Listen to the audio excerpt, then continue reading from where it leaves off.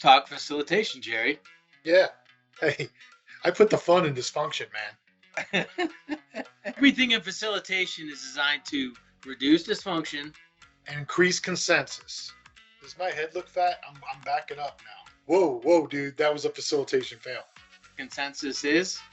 I can live with it and support it. That's All the right, thing I'm going to get a tattoo of right there. Here we go. Facilitation straight talk. Boom. Boom. All right, Jerry. So we have a very special guest with us today, Gary Rush. And just to give you a little context and background of my experience with Gary, you know, I had facilitation training while in uniform. But Jerry, when you and I decided that we wanted to bring facilitation to the government and the military, I searched around for some other facilitation training to take to kind of broaden my horizons and to get a full grasp of facilitation. So when I stumbled on Gary Rush, it only took just a little bit of research to realize that he's an OG, right? He trained the CEO of the company that I first received my facilitation training in, and he's been doing it for about 40 years. So literally, Gary's been doing facilitation before it was even called facilitation. So I said, okay, I got to go to the source. I got to get Gary's training. So I took Gary's course. I took his Train the Trainer, and ultimately, all our material is based off of Gary Rush Facilitation and the holistic structured technique. So Gary, I consider you a friend and a mentor, and I really appreciate you taking the time to talk with us today. That's my pleasure. You've seen the birth of facilitation and kind of its maturity over the last 4 decades. So now that you've been doing it for this long and you look backwards, what would you say facilitation means to you now? Well, first of all, yeah, I've been doing it for 40 years. I started when I was 10 years old, so no. I think one of the biggest changes that I've seen is that when I started, facilitators and being a facilitator was kind of a specialized gig. I mean, there were a few of us around. There weren't that many even in the world, but that's what we did. And people would come to facilitators. Now, and we even pushed trying to get facilitator cadres in companies like a project management office. Let's have a facilitation office. That didn't last long because it became apparent very quickly that facilitation skills are kind of necessary in almost every job. So it's gone from being a specialized skill to something that if you don't have it, you're behind the 8 ball, because it's skills on dealing with people. And whether you're a project manager, a business analyst, you work in an office as an accountant, doesn't make any difference. You deal with people and you run meetings, and the facilitation skills make a huge difference. So one of the things that we found, Gary, as we tried to bring facilitation to the government and the military, we know firsthand, being in uniform, that these skills are extremely valuable for those members, but it's very foreign to them. Like, you don't find it in our organic training. And so one of the issues that we have is trying to explain what facilitation is to them and why it's so important. So from your experience, kind of what's been the largest obstacle that you've seen in organizations understanding what facilitation is, why it's important, and what it can provide? I think part of that is because of the dilution of the word facilitation. In the dictionary, it means to make things easier, and that applies all over the place. In fact, I listened to a woman that she was a manager at Disney World in Florida, came to an IAF conference, and she explained that all of her employees were facilitators because they made life easier getting in. And I'm going, oh, please don't. The training industry, the American Training and Development, ATD, almost everybody there, they call themselves facilitators, yet they're teachers. I've never understood what the problem became with the word teacher, because I always thought that was an honorable thing growing up in the family of teachers. And I understand that they use facilitation skills in doing it by engaging the students or even facilitating discussions amongst the students. And I think that's wonderful, but they're not group facilitators. And that's not what they're trained to do. They're teachers. So I would rather they get called a learning facilitator or teacher or instructor, something like that, because what we do is really group facilitation. In fact, even the IF has had to start using the word group facilitation just to help delineate us from every other facilitation out there. You know, and in fact, I used to get introduced in the beginning, and coming from Chicago, it was always very simple. Someone said, "You're the facilitator," which was a nice slang term for "you're the hitman." And if you look in movies, even in one of the Arnold Schwarzenegger movies, Eraser, and he looked at James Caan and said, "Who are you?" He goes, "I'm the facilitator," and he was a hitman. So it's, you know, even Hollywood was going against us. So it's kind of hard to explain what do you do when it's so generic in terms of its name that people can apply it anywhere without understanding what we really do. Jerry and I have found as we started doing this, that a lot of times we run into people that consider themselves facilitators, but when you dive a little bit deeper into what they're talking about, they've got some kind of process that they use. So whether it's agile design, et cetera, and it's like, well, those are great processes. The military and government are starting to embrace them. But a lot of times there's the missing piece of the people aspect. We've said in past videos that the biggest facilitation fails that we run into are people who claim to be facilitators, but yet they have no people skills and no facilitation training. They're just running some kind of process. What's been your experience with that, Gary? Sorry, I jumped you, Jerry, I know. Well, I've seen pretty much the same thing, because I think Agile, they did it with total quality management, TQM type things.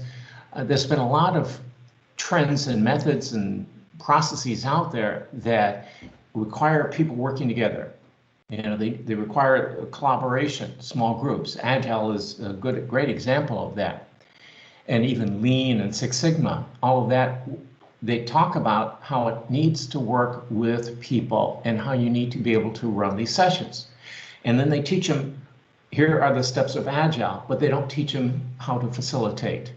And that's the downfall. It's like I saw in the 90s with computer-aided software engineering tools, CASE tools. They taught people how to use the tool, but not why to use it, not the underlying concepts behind it. And so to say you need a 15-minute stand-up meeting, or you need to develop your, you know, the program for the backlog in Agile and do it in a workshop and not teach them how to deal with the workshop is like saying, you know, go drive a car and figure it out on your own. Yeah. Well, we've also found that, you know, Agile, PMP, those certifications are very popular. And I think they're a little bit easier to get, because in the sense that you go take a test or you have a program and you get certified and you're done. Whereas with facilitation, you know, you and I will give somebody a certificate saying they went through our course, but then they have to go out and actually stand up in front of people and facilitate 7 sessions over the course of 3 years. And so the hill that they have to climb over is a little bit higher. Well, I think there's another difference. And that the problem is that if you go to HR and you look at job descriptions, you will not find a single job description for facilitator. You will find job descriptions for project management. Oh, and by the way, one of the skills you need is facilitation skills. So like PMP and the Agile certifications and the CBAPs for business analysts and all of those, they apply to a specific job and they help people get jobs. Whereas becoming a certified professional facilitator, that certification is equally as valuable, but you don't have a job for it. Hey, I need to hire a facilitator. And that's been our problem, I think, in our industry with facilitation, is that we are so needed by everybody for everything that we've become almost diluted in a way, as opposed to people getting a certification for a specific job. So along the lines of what you're saying, Gary, about a misunderstanding of facilitation, I also have found that there's a misunderstanding of what it means to be a facilitator and what it means to be neutral. And so, you know, of course, we're looking at the government, the military, and so we're scanning all those websites where the government puts out requests for support. And pretty much 9 times out of 10, if they're asking for a facilitator, oh, right, we found the key word facilitator, they're also looking for a subject matter expert in finance, in park management, in whatever. And there's a complete misconception of, hey, as a facilitator, I don't have to be the expert in your subject. I can roll in, learn your acronyms in your language, and bring in a process that I can do group facilitation with. So how often have you seen that in your career? A lot, especially with the government, and they do that over and over and over again. Their RFPs come out and we can't even bid on it because, you know, we need a facilitator, but they've got to be an expert in. No, they don't. In fact, you probably don't want them to be an expert in that because they become a consultant rather than a facilitator. And that happens all the time. And I think it's detrimental to the government because they're not getting effective facilitators. In fact, I can give you a really good example of that. The Joint Texas National Guard, the Army, Air Force, and Maritime National Guard, the Adjutant General, he hired a, quote, facilitator a number of years ago to do a strategic plan. Well, of course, this guy was really up onto the Baldwin Awards and all this kind of good stuff, and he took the colonels and generals off site for about 7 days, and they built this strategic plan, 84 pages long. Yeah. And that was their reaction too. And they went back and the plan sat on the shelf forever. Nobody touched it. Who's going to look at an 84-page strategic plan? You know, it was ridiculous. And so a couple years after that, he hired me to come in. And I looked at him, I said, you know, the US Constitution is 4 pages long. In fact, you can read it with all the amendments in 30 minutes. Okay, you couldn't read an 84-page document in 30 minutes. I said, the U.S. runs the country on a 4-page document. Do you think you could do that with the National Guard? And he goes, you bet. I handed him a 4-page document after the workshops we did with his staff to develop their strategic plan, and they use it every single staff meeting because they can look at it and tell whether they're on track or not. Do we need to change it or not? You know, because it's workable. And I think that's the difference between facilitating and the consulting. Consultants bring in a whole bunch of other stuff that is unnecessary. Let the people that are there are the subject matter experts. Just bringing in another one just clouds the issue and makes it more complex. Absolutely. I've even found that here in my middle of nowhere, Iowa, Denison that I live in. I know the mayor because we're in a really small town. And, you know, of course, mayors have a lot on their plate. And I've always been dropping her my business card, etc. And well, I recently found out that they're bringing somebody in to do, you know, to kind of help them with planning. However, they have their specific model and process that they're bringing in. And so I guarantee it's the same thing you're talking about. It's not a third-party facilitator letting the group come up with their own solutions. They're force-feeding some kind of methodology that they found. Yeah, and that's, see, facilitators will be more flexible. You know, if someone wants to call it a goal instead of an objective, I don't care. As long as we do it right, you can call it a widget if you want to. Whereas consultants are bringing their methods, sometimes they get pride of ownership. You know, oh, I've got the right way. Well, sorry, there ain't no right way. There's a lot of good ways and a lot of not so good ways, but you know, you got to be flexible because I've seen the same problem solved multiple times by different organizations very differently and very successfully. So it's not like there's one right answer. Absolutely. All right, Jerry. No, I love that definition of neutrality because when I think of a facilitator, a lot of people can get in a room and solve a problem, but it takes a facilitative leader to lead that group to solving that problem. That's the way I like to explain it. Let me go ahead and jump in here, Aaron, because if I don't, I won't get to talk. I know what you're doing. Listen, Gary, thank you so much for being here. You know you're an icon. I was teaching a course last week. I must have dropped your name like 9 times, so I'm really excited that you're here. You know that Aaron and I have focused our initial facilitation training on the military and government. So I want to talk to you about that. We know you got a lot of experience with the military government too. So can you talk to us a little bit about the clients that you've had and some of the successes you've had with the military and government? Sure. I've taught a lot of the, well, almost all of the intelligence community, DIA, NSA, CIA, have all been my clients, and I've run plenty of classes there for them, partly because the DNR back after 9/11 commissioned a study with RAND Corporation to find out what the problems were because of the miscommunication between the intelligence communities. And the conclusion was you either needed a facilitative leader or a facilitator to get these people working together. And at one time, the ombudsman for DIA, she decided that all the senior analysts should become facilitators. They should learn facilitation training. And it was great, right? Because they have to learn to work together and learn how to collaborate, to share ideas, and they do that through meetings. All right. I've also trained people at USDA, the National Park Service, the Treasury Department, the Texas National Guard, that joint group. And I've trained individuals in the Marines, the Navy, and the Army who come to the classes. People even working at the Pentagon who went to the training, came back and found out that they were able to do a more effective job because they could deal with people more effectively. Some of the biggest successes was really, in the intelligence community, getting them to understand how this really impacts them quite a bit and how they took off on that. I did a project with the U.S. Treasury Department a number of years ago that was supposed to take 6 months, or supposed to take 2 years.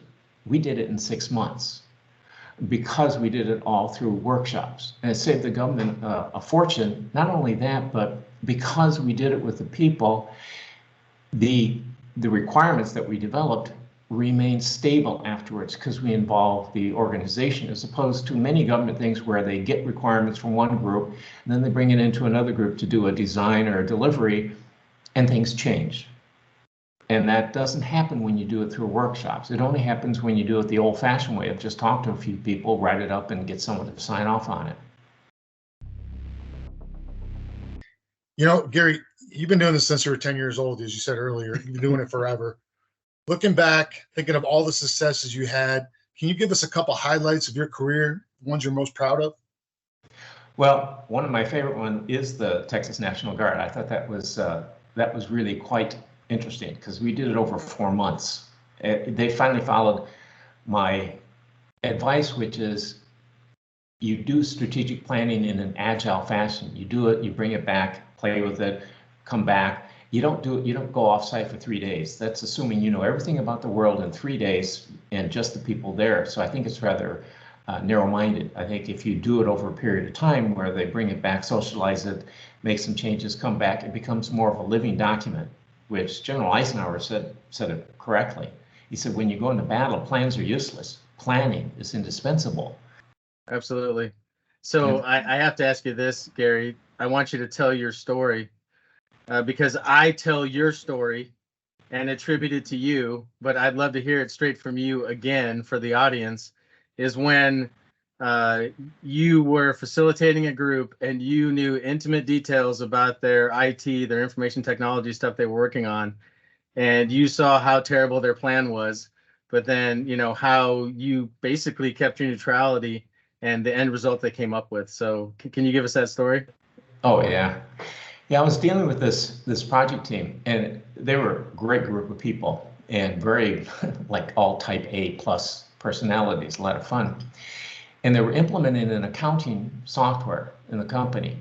And they assigned the project to an accountant who had no project experience, which was fine in this company because their project management methodology was called reinvent the wheel every time. Pretty common at the time. But he was a really sharp man, and he surrounded himself with really good, experienced technical people and people running projects. So, he was a good manager. He didn't have to know anything about IT projects to know how to run a project. And we got into the workshop, and I'd been a project manager in the past. And so I probably could have written a project plan for them. Thank goodness I didn't. But they were going on, these are the tasks that we need to do. And I'm thinking to myself, oh, you really don't want, oh my goodness. I had to keep biting my tongue. I practically had blood dripping down my chin. I was biting it. I was like, shut up. And when they got done, they had a plan. But if I'd taken it to PMI, they would have found problems with it. I'm glad I didn't, because the project, when they finished, they got an award for being the first project delivered ahead of schedule under budget. It was outrageously successful. And people don't realize this plan, although it may not have been perfect, when they hit a glitch, if I had tried to correct it, and I said, no, you folks really need to do this, when they hit that glitch, what do you think they would have done? They would have put their hands in the air or gone back to you, one of the two. Yeah. You bet. But since I didn't do that, when they hit a glitch, it was their plan. And so they corrected it. They learned as they went. People are smart enough to learn as they go and correct things when they own it, when it was theirs. So I found ownership is more important than rightness, correctness, because it became their plan and they were going to make it work. And boy, did they ever make it work. And I think people forget with neutrality, even with servant leadership, people go, oh, well, if you're going to facilitate a group, how can you remain neutral if you're the boss? And I go, you know, when I was chair of the IAF, I didn't have to tell the directors what to do. They were smart people. I had 16 very smart people from around the world. Why did they need me telling them what to do? I facilitated them and they worked their butts off for me because ownership is more important. And I think people, and you get in the military, you get people that look at this and they go, oh, am I giving up my control if I let them? It's like, no, you probably have more control because you make them think. And when you get a whole bunch of people around you who are thinking, things go far better than it's when they throw it all in your head and you got to think for them. And it just, people forget that. I think neutrality is underrated in a lot of cases. People don't realize how important it is to define the process and let people, the experts, participate. They do a great job when they're given the opportunity. That's like a drop the mic moment right there. I love it. So we've all had facilitation fails. And, you know, when I teach a course, I go over my facilitation fails because it's not like we want to fail, but I think I've learned the most when I've made a blooper. And, you know, my standard thing is the moment I make a mistake and the moment I realize it is I tell the group, hey, I've made a facilitation fail. I'm human. Here's how we're going to fix it. Let's move on. So what have been, you know, you've been doing this for a long time. So can you give us a story about a facilitation fail and what you learned from it? Well, my very first workshop as a consultant, when I first went out on my own, I had facilitated quite a bit internally in my companies, but I'd learned the IBM JAD way to do it. And so I had my process, JAD. And I went out to the client and I spent 2 days interviewing them, apparently for no reason, because I'd already had my agenda. You know, it was the same one as I've used for everything else. And it was interesting. We got these people into a room. They were a Canadian company and they brought down to Raleigh, North Carolina, and we were at a hotel. Well, in those days when I built things, I would use a lot of vinyl shapes with magnets on the back and put them up on like whiteboards. They would stick. And it would depict what we were talking about. It was really quite cool. Well, we got into this hotel room and the walls are all carpeted. Nothing sticks to them. Luckily, one of the clients, one of the participants, had worked with IBM Canada and knew this, and he brought a bunch of what's called Magnahold sheets. And it's a sheet of steel, foil practically, that's the size of a flip chart. And it's laminated with paper on both sides. It looks like a big sheet of paper that's very stiff. And he taped those up. He had 8 of those and taped them up to the wall. Well, at the time, they were $35 a piece, so you didn't want to just write on it and tear it off. So we covered them with flip chart paper. So now we had this big wall with all the steel sheets all taped up on the wall. And I had my agenda on strips of vinyl that are about 2 feet by 3 inches, and I could write the agenda on it, put it on, and erase it for the next one. And so I put these up on this wall, all these sheets of steel being held by 2-inch wide masking tape on carpeted walls. Well, since I was now a consultant and I facilitated a lot, I didn't really have any notes. I had my 1-page set of notes, which listed 13 lines that told me the agenda, and that was it, because I knew everything else, because, you know, of course, you're brilliant as a consultant. And I looked at this group of people and I said, okay, first step, planning. What do you folks plan? We don't. Okay. Step number 2, what work do you receive? We don't. Okay, step 3, assigning the work you don't receive. I guess that we're going to skip that one too. So now we're on step 4 and we're 5 minutes into the workshop with no information. Well, I looked at these folks, they were cost engineers, and I'm running an agenda that's used for transaction processing, which is what JAD was designed for. And about that time, the entire set of steel sheets and everything came crashing down off the wall. The tape was not going to hold it. And I looked back there and I said, well, okay, that's a good place for that. Took my notes of 13 lines, tore them up, and I went into the group and I said, okay, tell me what you do. These people were cost engineers. They would configure different types of products that they built. They were all custom, and they wanted to configure it and then say, if I get a transistor for 27 cents instead of 25 cents, what is that going to do to the cost basis? Real simple decision support stuff, which at that time was very, very new. Yeah. And so I said, okay, let's try this. So I ended up facilitating a discussion with them. I said, okay, what do? We answer a lot of questions. Great. Step number 1, what questions do you have to answer? How do you answer those questions? Oh, we get a lot of data. Great. Step number 2, what data do you need to answer the questions? And so on. So for about 20 minutes, I facilitated the discussion. They created the agenda that made sense, and we facilitated it, and it worked fine. I learned a couple things. 1, I've never done a workshop without a set of notes in my life since then. I never will. Even if I can do it in my sleep, I'm going to have notes because your brain takes vacation without you frequently. I also realized that one size doesn't fit all. I needed a lot more process than what I had access to. Knowing that I do planning, receiving, assigning, all that, the transactional process, that's great when it fits. So I went around, scouring the world for all kinds of other processes, and that's where I went from 1 to now I've got like 30 or so processes, because you've got to be able to adjust the process for what you're dealing with, not the other way around. And that's one of the reasons that I loved your body of work and your material that you've created over these 40 years, is because you literally have racked and stacked people techniques, process techniques, agenda models that could fit in any situation. And of course, sometimes you always have to do a custom model, but I mean, that's the beauty, is you have, what's been tried and true at your fingertips to then turn around and create some kind of model that's going to work for that group and their problem. Yeah, and that's why I tell students, I said, if you do it exactly the way I tell you when you get out of here, you don't understand what I'm trying to teach you. You have to understand the underlying concept so that you can think and adjust when necessary, because you're not going to hit the same situation multiple times. In fact, probably never again. Yep. Yeah, my favorite part of the training, Gary, is the dysfunction part, because people are dysfunctional. Me and Aaron like to say, let's put the fun in dysfunction. Can you talk about some of the dysfunctional people you've dealt with over your years and how you dealt with them? Sure.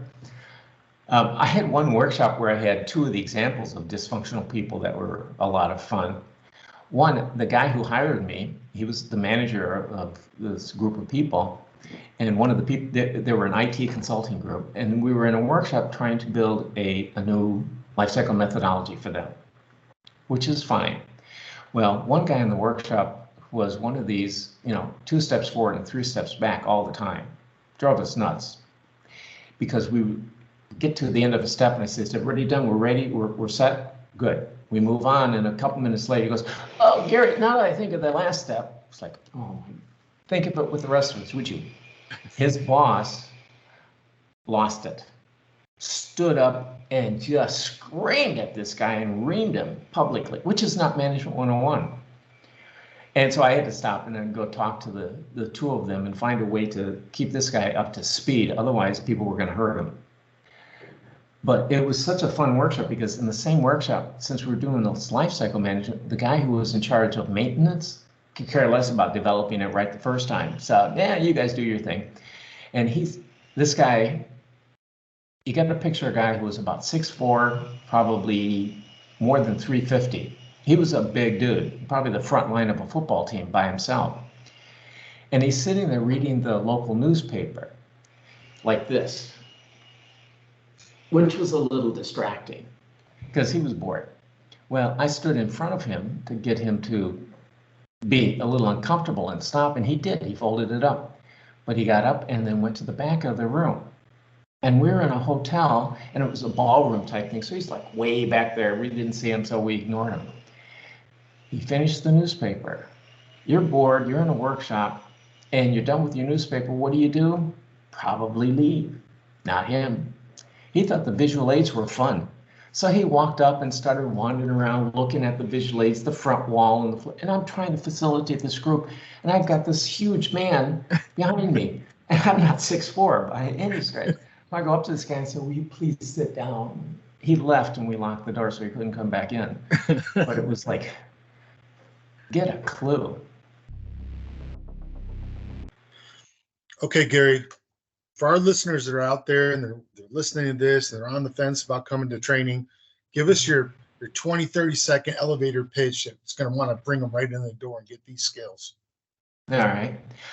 It's interesting. I just read not long ago, I think it was on LinkedIn, they had a post that said, technical skills are obsolete within about 2.5 years. Used to be about 18 months, but 2.5 years. So if I'm in a job and I want to learn technical skills to be at the top of my job, I've got a lot of continuous learning to do. But one set of skills doesn't go out of style and it doesn't get obsolete. That's how to deal with the staff, how to deal with my coworkers, how to deal with other people in the organization or even the clientele. Knowing people skills, how to deal with them and how to help them think.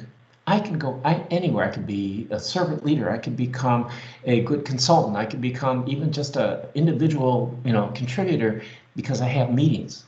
And I think learning simple people and process skills makes me more flexible, more employable, and it's longer lasting. So, if I had the money in an organization, I'd make sure that everybody in the organization were trained in facilitation skills. The only people who don't need it are people who sit in a box somewhere by themselves and never talk to another human being. Hopefully we don't get too many of them. With the red stapler, right? Well, what I do is what I've been doing for most of 40 years, with the exception when I was a chef, and that is I facilitate and I train others how to do this.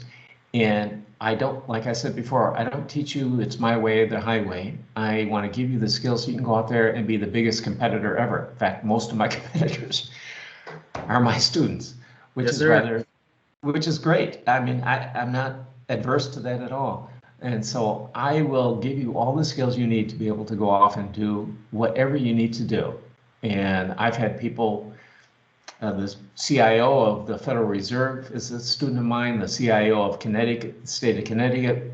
In the past, she was a student of mine. People go on and do all kinds of different things because of what I've taught them to do, because I teach them how to think.